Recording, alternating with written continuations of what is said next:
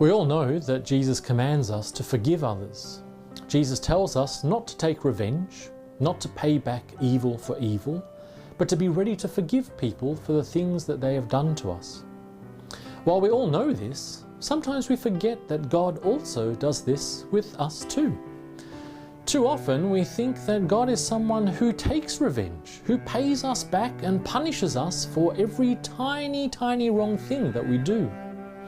Too many of us live in fear of God, afraid of His anger, thinking that He commands us to forgive others, but that He isn't willing to follow His own command and forgive us. Of course, that's completely wrong. God doesn't want our relationship with Him to be shaped by fear. God doesn't want us to be afraid of Him. God doesn't want us to approach Him with fear as if He is an angry and unpredictable king. He wants us to come to Him with love, knowing that He is our loving Father.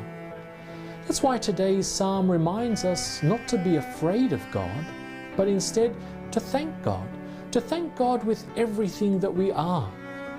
7 times the psalm commands us to bless the Lord. It doesn't command us to cower before God or to panic. Instead, as verse 1 says so beautifully, bless the Lord, O my soul, and all that is within me. Bless His holy name. Why? Because God is not a God of hate, a God of anger or destruction. As today's psalm tells us, God is full of mercy and compassion, and He does so much for us. He heals us, He rescues us, He surrounds us with good things, and He crowns us with steadfast love and mercy. Best of all, He does this even though He knows we are sinners. That's because God doesn't come to us with anger and hate, but with mercy. He forgets our sins and takes them as far away from us as the east is from the west. As verse 8 promises us, the Lord is merciful and gracious, slow to anger, and abounding in steadfast love. God forgets our sins. But our great danger is that we forget that God does this. We forget the wonderful news of His love. We forget everything that He has done for us. And we forget that He blesses us with His grace.